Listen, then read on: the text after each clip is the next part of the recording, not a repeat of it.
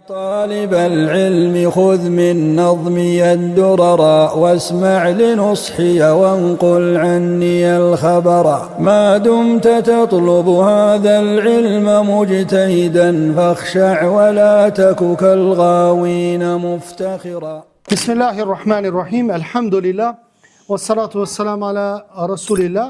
Vllazë të nderuar, jemi tek temat e fikut. Kemi trajtuar çështjen e haxhit.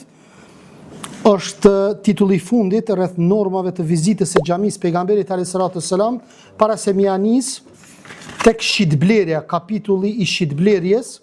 Autori i librit thot normat e vizitës së xhamisë së pejgamberit alayhis salatu wassalam.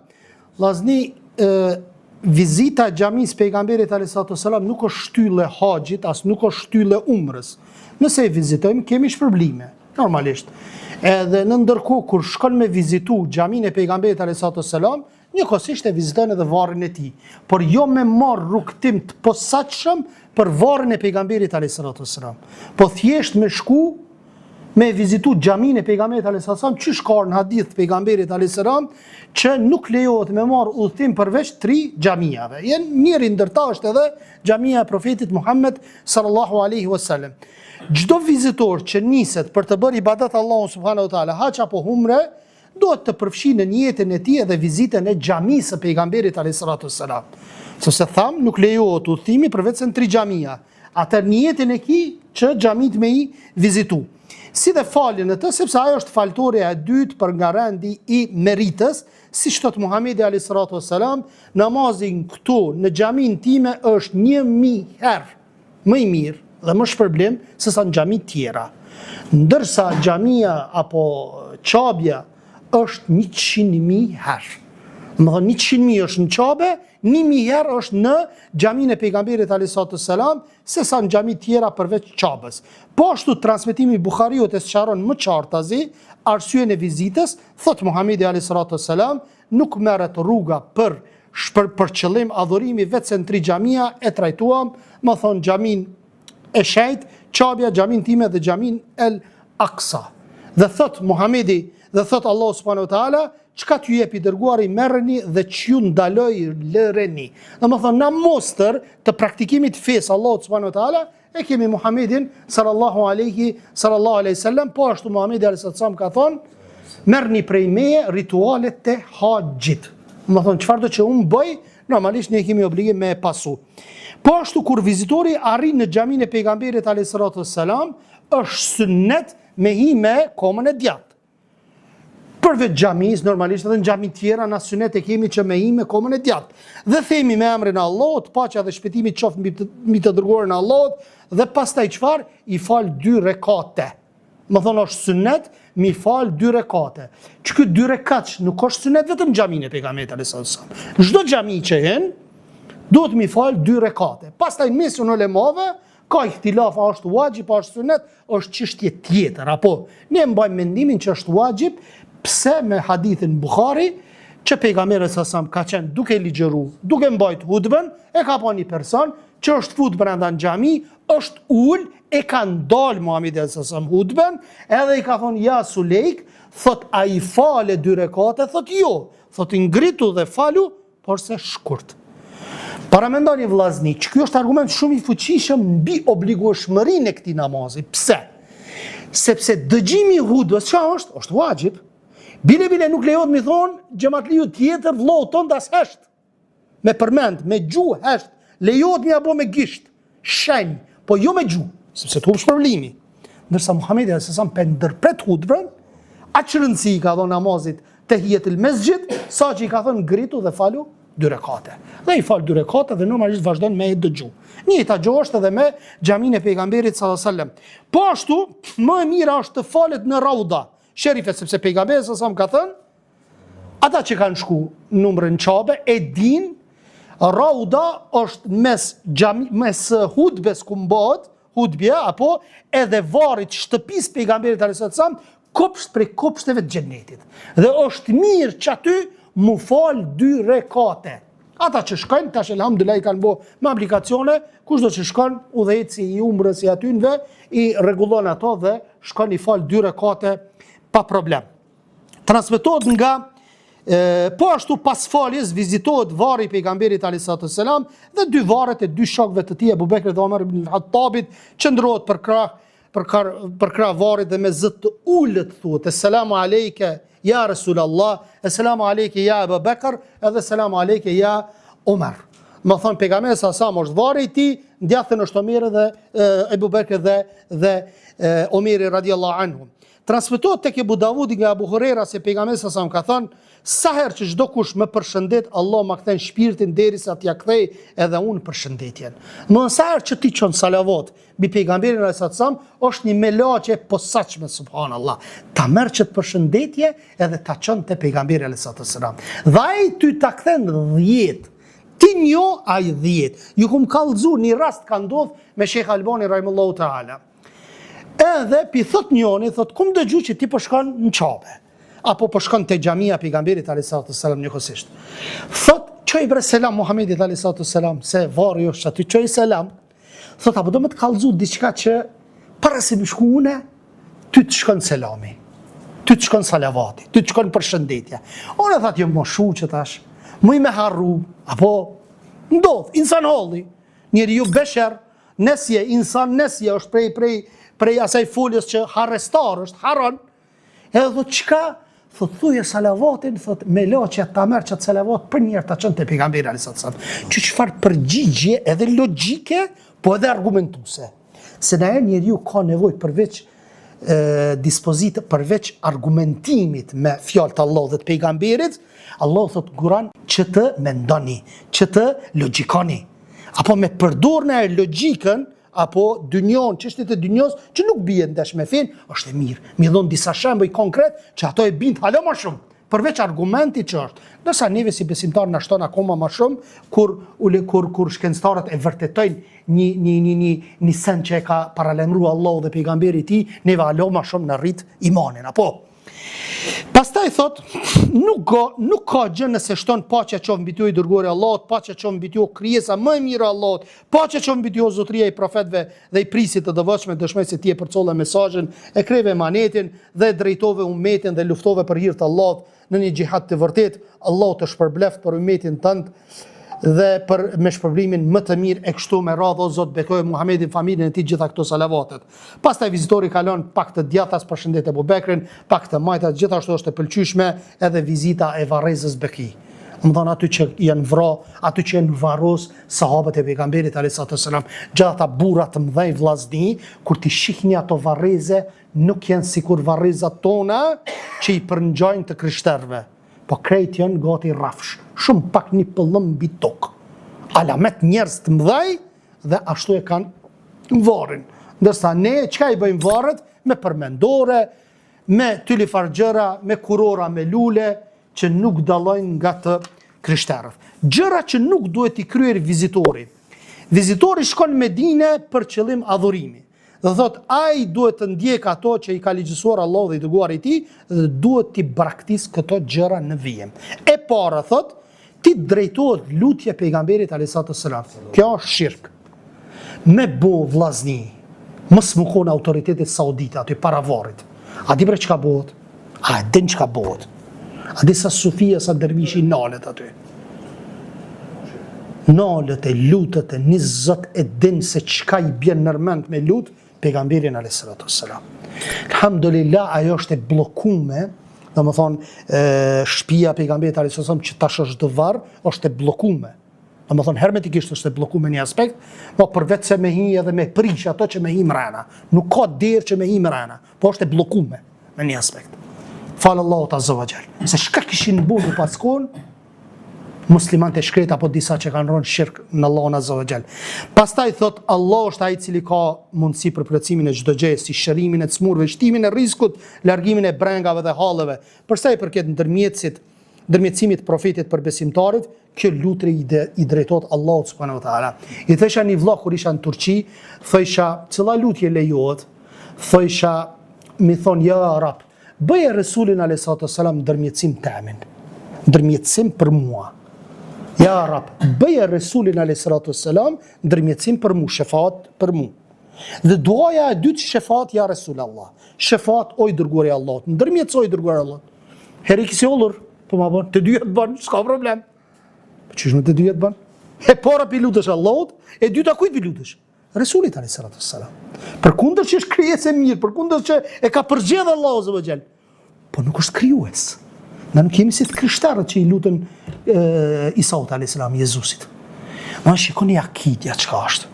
Akidja vllazni ku të mësohet me detale, herë do kur do.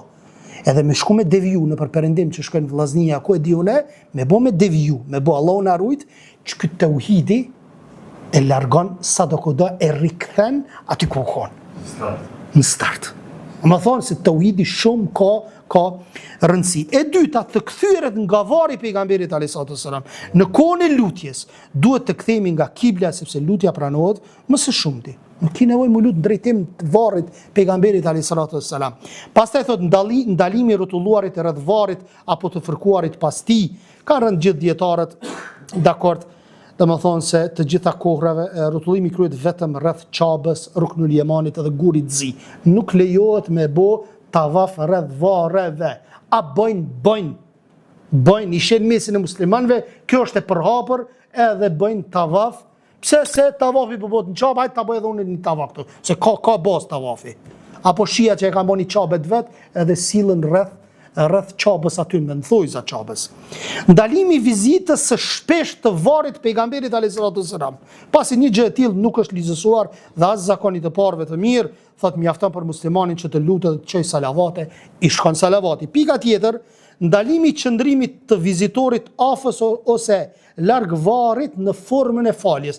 Personalisht vetë kom pa para disa vjetëve, në drejtim të varrit, bajegi larg apo po në drejtim të varrit rike një person, rike që kanë ardhur umregji, rike direkt edhe çike dorën çështo edhe tu kajt, që bash çështo.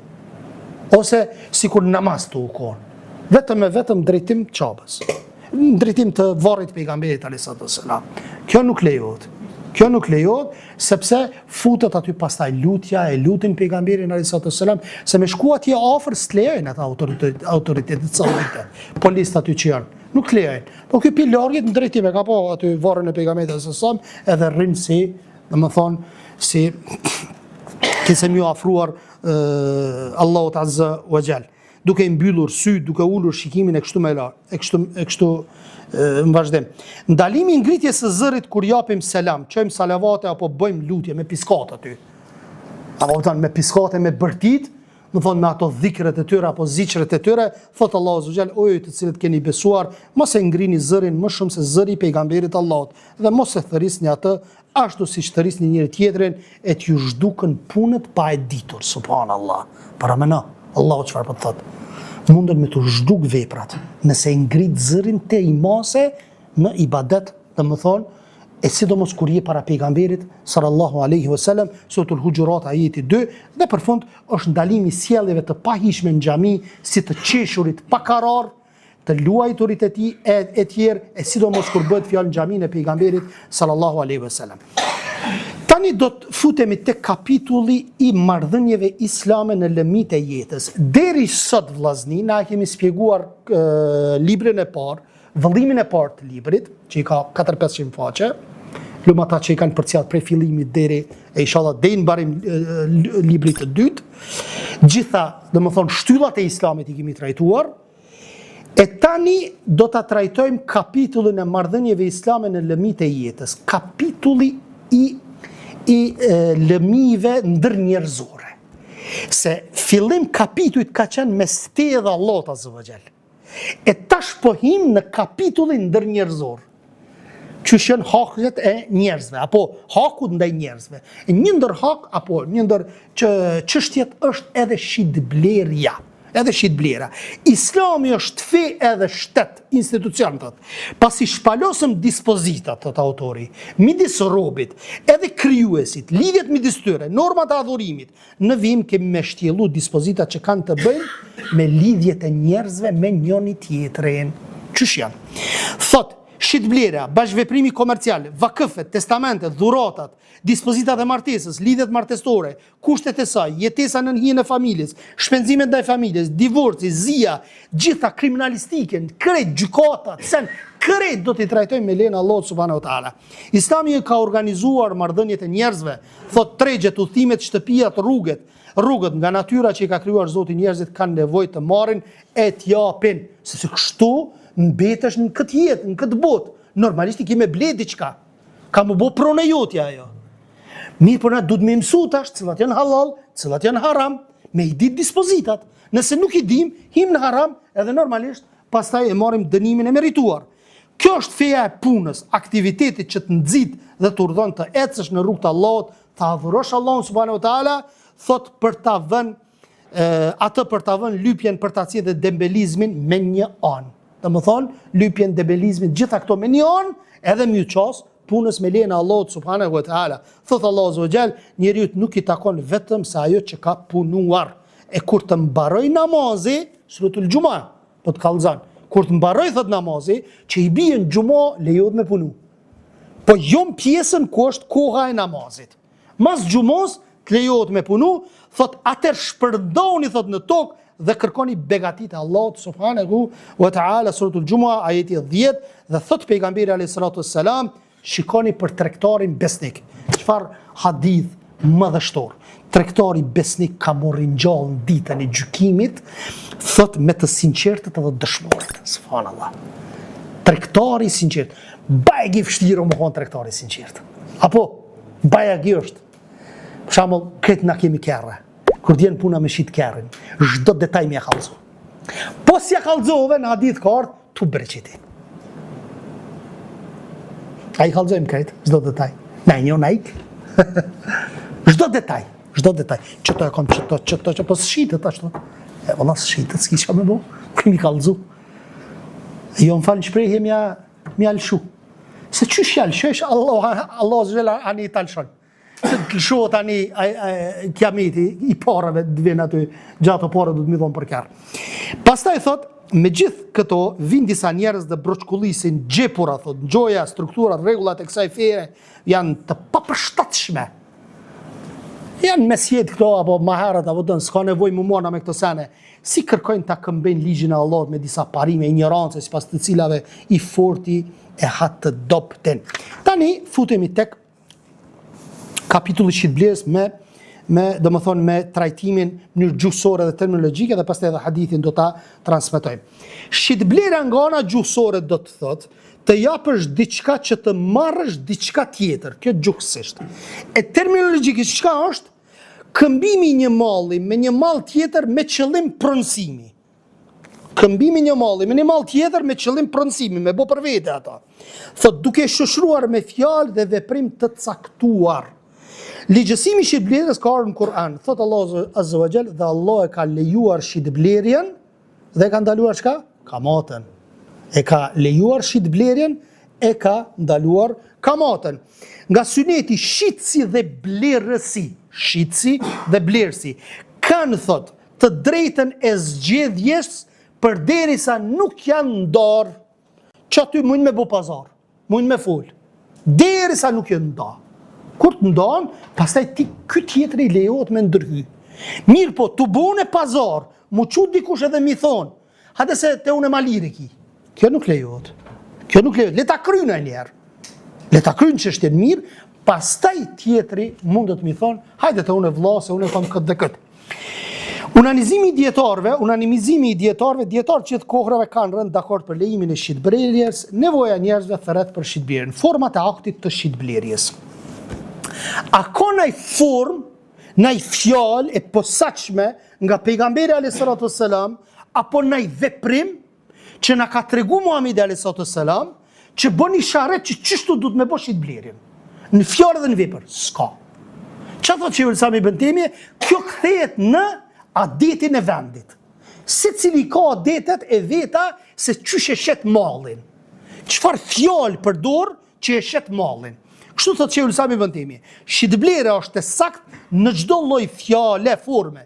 Fjalë apo veprime që njerëzit e kanë zakon, Allah nuk na ka detyruar që ta adhurojmë atë me fjala apo forma të veçanta. E rëndësishme është mu kuptu qëllimi i shitjes dhe i blerjes. Apo mirëmi në vesh na, për shembull, dy të janë të që nuk flasin.